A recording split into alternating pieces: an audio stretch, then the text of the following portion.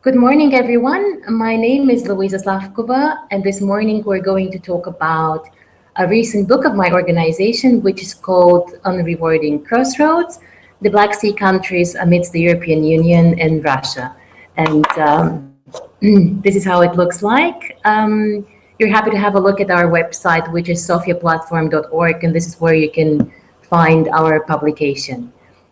Now, how did the idea about this book emerge? We, as part of a small management team of the whole publication, are part of a fellowship which is called Black Sea Young Reformers Fellowship, supported by two organizations. On the one hand, the Robert Bosch Foundation, and on the other hand, the Black Sea Trust of the German Marshall Fund. We were fellows in 2013, and up until then, there was no single publication that is tackling the Black Sea countries from a foreign policy perspective. What does that mean? There was no single publication that would look into the specifics of every country and what is it that decides upon the foreign policy agenda of these countries. Meaning, is it the former communist parties / reformed socialist parties, or is it something different? Is it their geopolitical position? Is it their proximity to a big power in the region? Or is it a specific resource that they are having at their disposal, like in the case with Azerbaijan, for example? What we did is we focused on looking for contributors from all those countries around the Black Sea, them being Bulgaria and Romania as part of already the European Union, Turkey, which is in, towards the EU in an accession negotiation phase for some time now. Then we have countries that are part of the European Eastern Neighborhood Policy and the Eastern Partnership, them being Armenia, Georgia, Ukraine, Moldova. Then we have Azerbaijan, and then of course we have also Russia. We looked specifically for young researchers, and we managed to stick to this premise in most of the countries, because we wanted to give a voice to those young analysts that are not so popular yet among the foreign policy community around the world. And we also looked, of course, for contributors from the network of the Black Sea Young Reformers Fellowship. Our editorial board consisted of few of the members from the fellowship.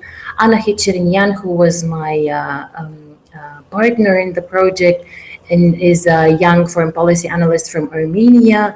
Then we had Vesla Cherneva from the European Council on Foreign Relations, Yana Kobzova from the European Endowment for Democracy, and Hrant Kostanian from CEPS in Brussels. What we did as a result out of the work of around 1 year, which was also very turbulent in our region, were 12 papers, as I said, 9 country profiles, and 3 so-called cross-cutting topics. There are a lot of things in common when it comes to the challenges of the countries in the region, but then again, there are not so many commonalities among them all 9.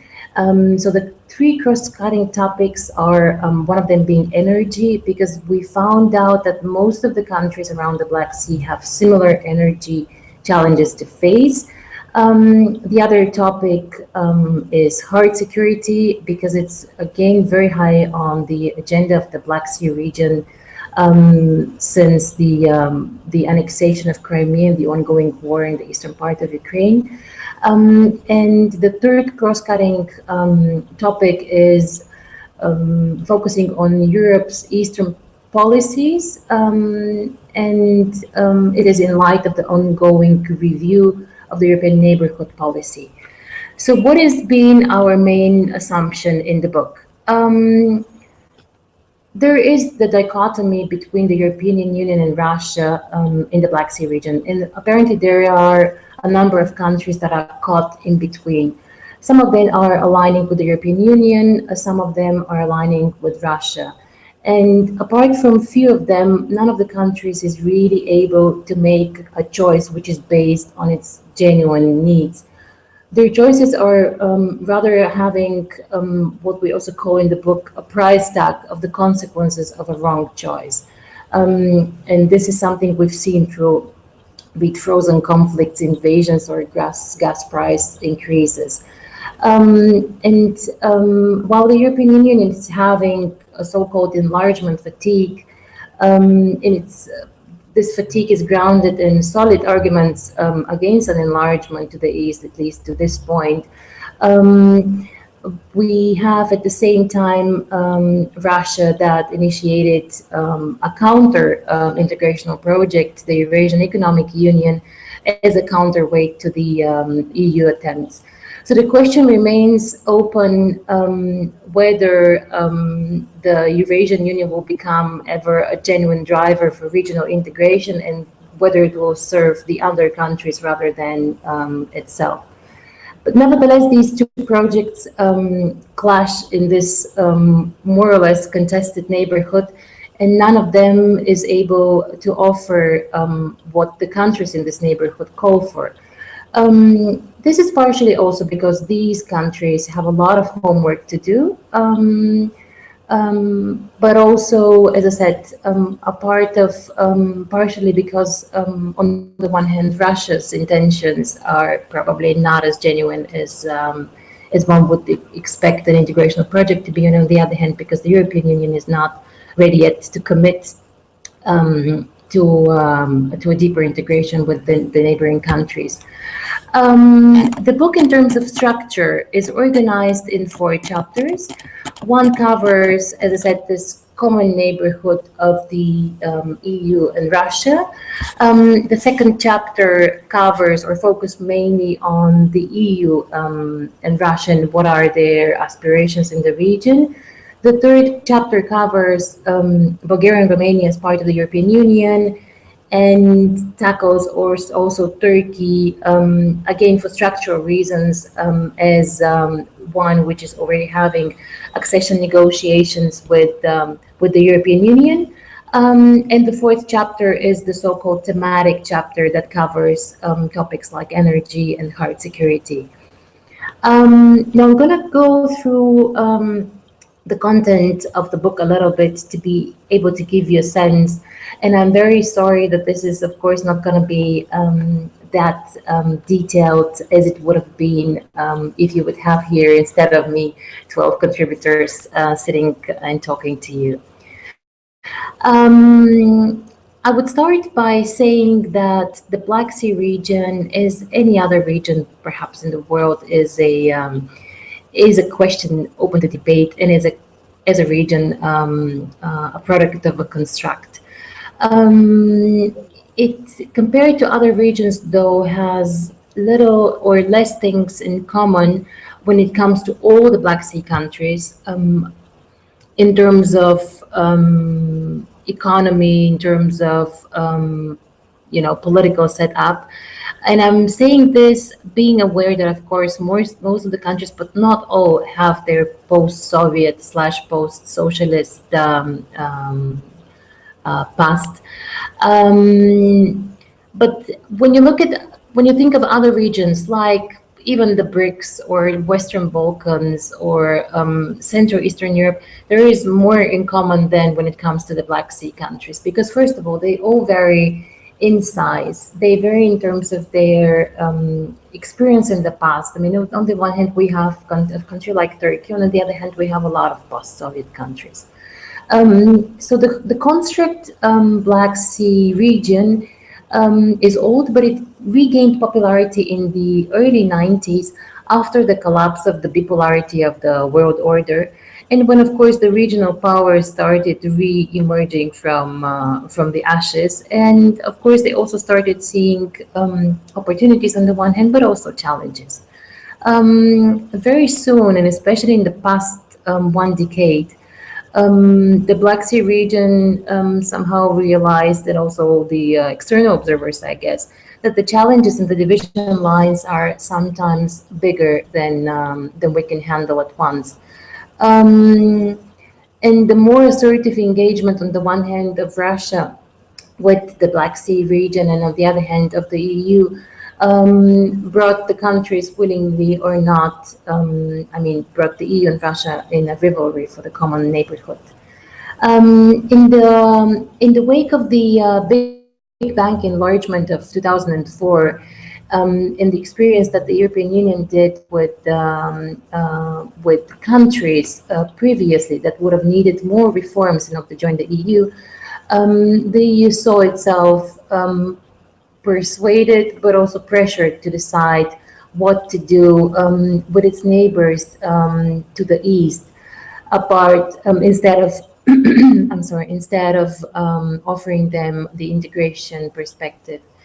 And to this moment, you know that the European Union after 2007, after the referendum, and France and the Netherlands faced also a severe financial crisis. And next to the rise of nationalist and populist emotions in the EU countries, this made the European Union rethink its enlargement policy.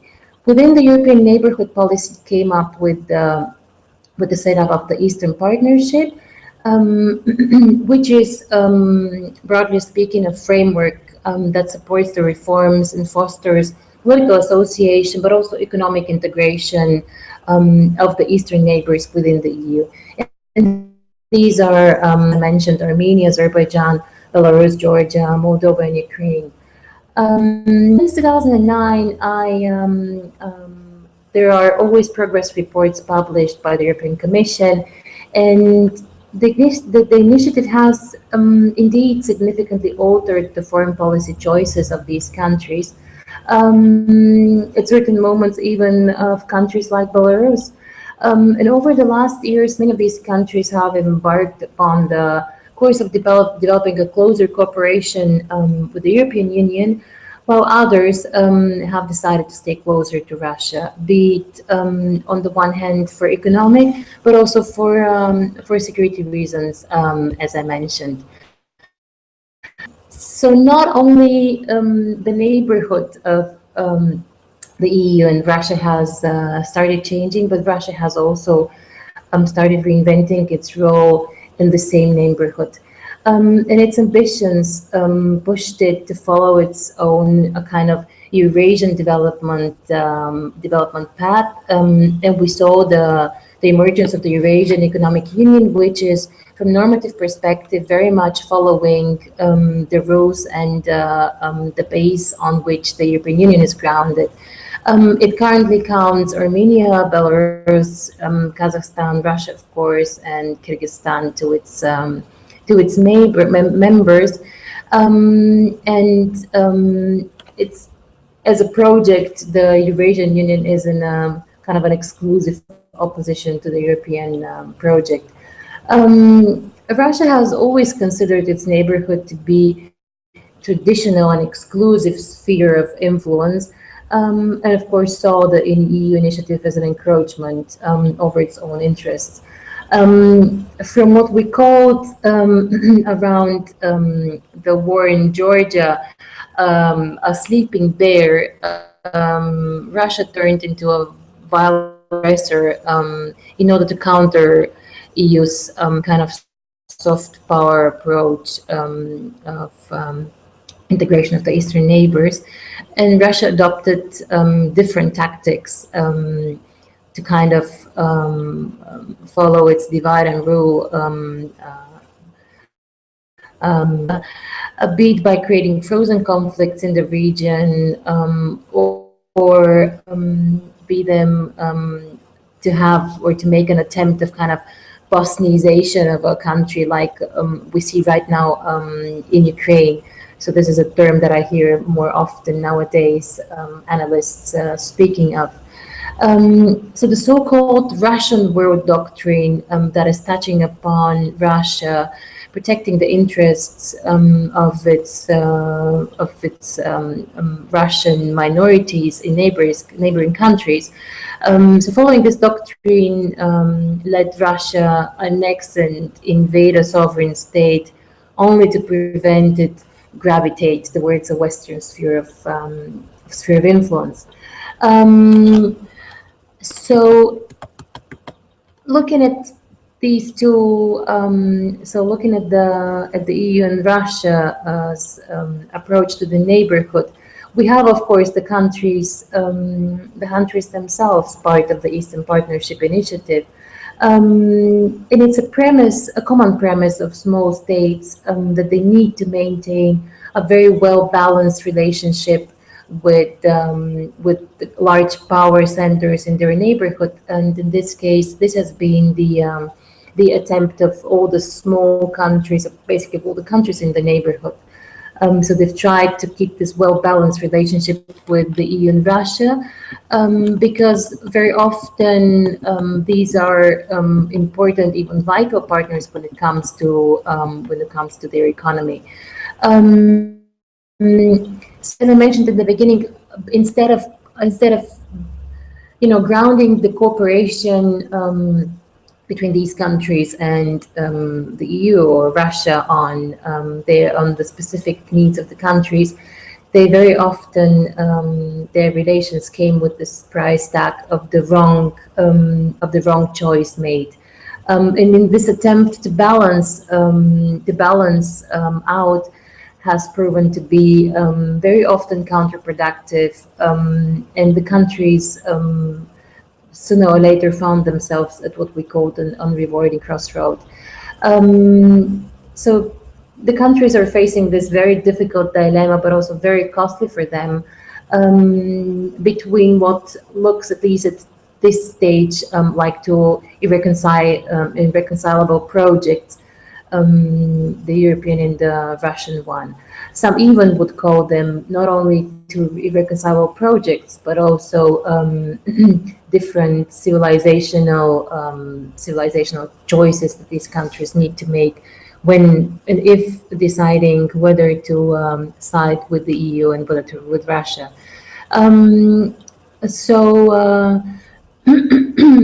And very often, unfortunately, the choice that the countries make, and if it turns out to be the wrong choice, it comes, as I said, with a price tag, be it gas prices increase or product embargoes, hard security threats. So very often the choices that the countries make have implications also on whether the country would go forward to further consolidation of democratic structures and institutions, or would slide back in terms of its developments. And as a result of this back and forth, as a result of the two projects that are dragging countries in different, very much opposed directions, only Georgia, Moldova, and Ukraine signed an association agreement with the European Union by the summer of 2014. Ukraine was somehow forced to abandon its European integration agenda in 2013 and return to it at a very high price of losing a considerable part of its territory in what analysts call a hybrid war to Russia. Armenia is another case. It's having a very tricky geostrategic environment, and basically 2 out of its 4 borders are sealed. So it's having pressing security concerns. We see nowadays Armenia in the headlines over popular protests over the electricity prices. And of course, citizens are very careful not to speak about the protests with a different nature. So they're rushed out of their experience they've made in previous years with Russia. They rush in explaining that this is not a Maidan. So Armenia was pressured to abandon its integration course and made a very sudden for everyone U-turn and joined the Eurasian Economic Union. In September, in fall, when the European Union relaunches its negotiations with Armenia, we will see a sui generis in the relationships between the European Union and the Eurasian Economic Union, because then we'll see how the interplay between the two of them is going to work based on the cooperation with Armenia. out of these countries, I think only somehow Azerbaijan, because we also see Moldova, going back and forth between a pro-EU and a pro-Russia stance on the other hand. Maybe only Azerbaijan has managed to keep a safe distance from both the EU and Russia, both being its, I think, first and second most important trade partners. But this has been by the virtue of its energy card. And Azerbaijan is in the current conflict between the EU and Russia is becoming more and more important because of the energy security of the European Union and the recent energy union. Azerbaijan is part of the plans for the South Gas Corridor is becoming even more important. It's also very interesting to observe how here the relations are going to evolve. So apart from the policy papers that we have published tackling these countries that are part of the Eastern Partnership, we thought that it will be way too one-sided if we don't look at the other countries as well, being Romania, Bulgaria, but then also Turkey. In Bulgaria and Romania specifically because in economic and political terms, some 10 to 20 years ago looked exactly the same way as nowadays some of the countries of the Eastern Partnership. Which on the other hand gives a lot of hope when it comes to the development processes in the Eastern Partnership countries. But then again, the geographical proximity of these countries to Russia is not the same as the one of the Eastern Partnership countries. And a country like Bulgaria, for example, which had the attempts of becoming the 16th Republic of the Soviet Union in communist times, still was not a former Soviet republic. And I think this is a very, very crucial moment. So we have, as I said, apart from the Eastern Partnership countries and country profiles, we have also a profile of Bulgaria and Romania. They are compared to the other countries as part of this Big Bang enlargement of 2004. They joined the EU in 2007, but also under special conditions, the so-called CVM, so a mechanism for cooperation verification, which means that regularly the Commission is issuing reports which are assessing the situation in Bulgaria based on a number of challenges that the country has to solve and face. This means that the countries were not at the state at which they were supposed to be when they joined the European Union. So the EU made a kind of concession back then in 2007. So what the countries have been doing in these years since 2007 is, on the one hand, learning how to play the Brussels game. So they learned their way through the Brussels institutions and also how to upload their foreign policy agenda, in this case, their Black Sea neighborhood, onto the Brussels level. But on the other hand, and at least as it's in the case of Bulgaria, this legacy of the former Communist Party is still very strong, so that whenever there is a government in the country that is by representatives of the Socialist Party, which inherited the Communist Party, but also another party which calls itself liberal, but represents the Bulgarian, the Turkish ethnic minority in Bulgaria. There is always a leaning towards Russia, and also leaning towards Russia-led economic projects in the country. And whenever there is a center-right or a more conservative government, then there is a firm pro-EU and pro-NATO orientation. And I need to say here that it was not clear up until 15 years in the past, that Bulgaria is going really to go into the direction of Euro-Atlantic integration.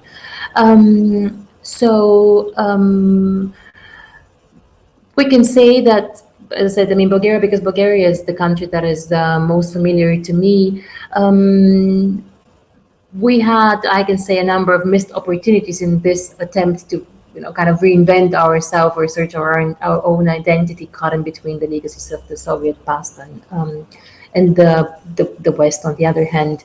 And I can say that we've missed a number of opportunities to develop a proper strategic blueprint for relations with the Black Sea countries, and especially those in the Eastern Partnership, because a lot of the experience that we've gathered in the years of transition is very relevant to the Eastern Partnership countries. And as we all know, the neighborhood policy of the European Union depends heavily on the neighboring countries or the periphery of the EU that is neighboring the Eastern neighborhoods to take the lead and to initiate projects, joint projects with the countries.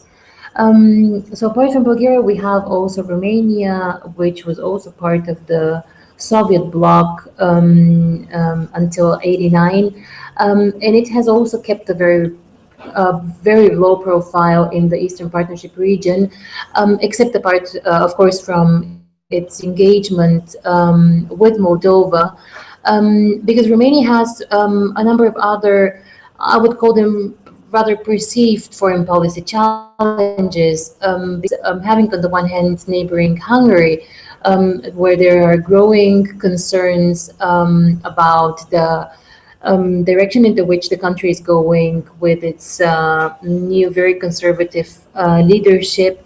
And on the other hand, Romania is, at least this is what I got from the country paper, somehow feeling abandoned from the EU to deal on its own with this rather difficult neighborhood. And knowing that Bulgaria sometimes sides with the Russian, I mean, as I said, according to the government, sides with the Russian stance. There are also concerns in Romania about its southern neighbor. So further to the south, there is Turkey, which deserves, I guess, a lecture on its own. But Turkey was, or is somehow, at least before the elections now on the 7th of June, it was somehow divided between, on the one hand, the stated need for a zero problem course with its neighbors in the not so favorable realities on the ground, and on the other hand, with the consuming neighborhood in the Middle East and North African region, where there are various threats for Turkey, be them security, going over to terrorism, migration, but also the simmering Kurdish question. At the same time, there is a steadily diminishing hope, but also not only hope for your membership, but also desire for your membership within the country. So Turkey is having its own geostrategic ambitions in the broader Black Sea region, especially when it comes to the Turkic-speaking countries, and this is something that Turkey declared already in the beginning of the 90s. So the EU-Russia dichotomy offers challenges to Turkey alike, but also a lot of opportunities. Turkey is on the one hand a very important ally of the EU, but it's having also special partnership with Moscow, and this is manifested in a lot of cases. Recently we showed that Putin basically announced publicly the death of South Stream in Turkey, where he announced that there is going to be instead a Turkish Stream project. So speaking of energy projects, as I mentioned, one of the cross-cutting papers in the publication deals with the energy sector. This is a sector that is having a lot of potential to solve problems, and I think it has potentials to solve problems beyond energy, simply because it offers a venue where the countries would come together in a regional setup that solves problems similar to most of the countries. Of course, in order to embark or for the countries to embrace a regional approach to their energy sectors, this needs, first of all, trust and trust building measures, which is something very difficult in the current setup. And on the other hand, it requires and this is a vicious circle because investments are done only where there is a not only economic but first and foremost political stability. I think that apart from, I'm really convinced, and this is something that is also mirrored in the paper in the book, that the regional energy policy cooperation is the key to solving a lot of the energy problems that the countries are having. And part of this regional cooperation approach would be really to go beyond natural gas projects.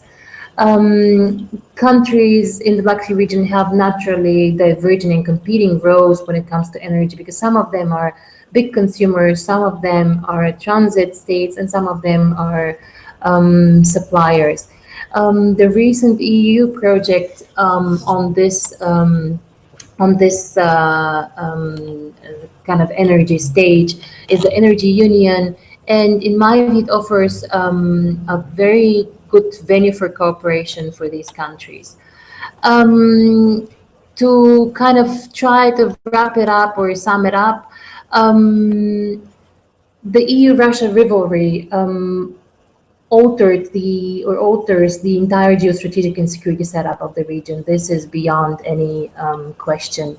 So the countries are currently reassessing and need to reassess their choices and options, and most of them being small countries, they are kind of doomed to look for ways to balance well between the big powers in the region.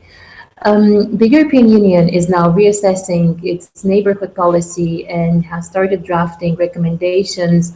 One of them is going to be about its geographic division. So the European Union is probably going to focus more on the one hand to the east and on the other hand to the south. So draft its policies according to the way these regions are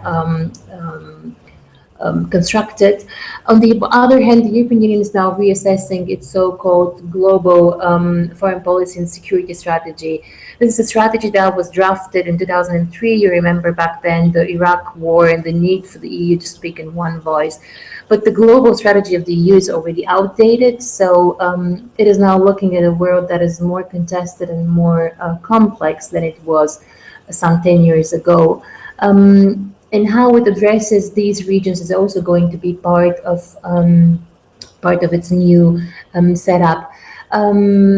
So it remains to be seen how the reassessment of the EU, both of its neighborhood policy and of its global strategy, is going to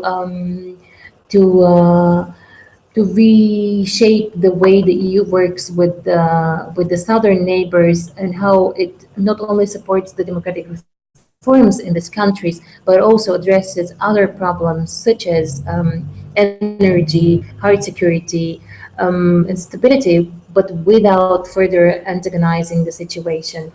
Russia, on the other hand, appears to be determined to keep its course of very assertive, I would call it rather aggressive neighborhood policy, which is increasingly approved by its population, despite of sanctions, despite of shrinking economy, and despite of downsides within the Eurasian Economic Union, and trust on the part of its closest allies.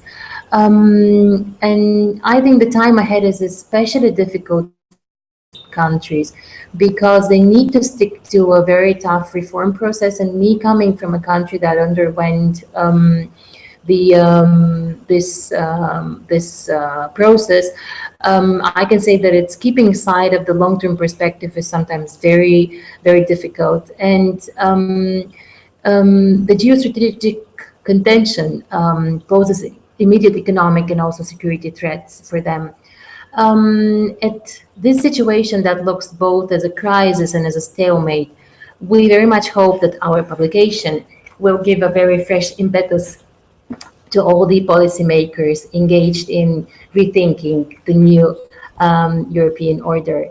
Thank you very much for this conversation today, and I hope you enjoyed the lecture and also reading our publication. Work of the Black Sea Young Reformers Fellowship. Our editorial board consisted of few of the members from the fellowship. Anna Hitcherin-Yan, who was my partner in the project and is a young foreign policy analyst from Armenia. Then we had Vesla Cherneva from the European Council on Foreign Relations, Yana Kobzova from the European Endowment for Democracy, and Hrant Kostanian from CEPS in Brussels. What we did as a result out of the work of around 1 year, which was also very turbulent in our region, were 12 papers, as I said, 9 country profiles and 3 so-called cross-cutting topics. There are a lot of things in common when it comes to the challenges of the countries in the region, but then again, there are all those countries around the Black Sea, them being Bulgaria and Romania as part of already the European Union, Turkey, which is in, towards the EU in an accession negotiation phase for some time now. Then we have countries that are part of the European Eastern Neighborhood Policy and the Eastern Partnership, then being Armenia, Georgia, Ukraine, Moldova. Then we have Azerbaijan, and then of course we have also Russia. We looked specifically for young researchers, and we managed to stick to this premise in most of the countries, because we wanted to give a voice to those young analysts that are not so popular yet among the foreign policy community around the world. And we also looked, of course, for contributors from the next 2013, and up until then, there was no single publication that is tackling the Black Sea countries from a foreign policy perspective. What does that mean?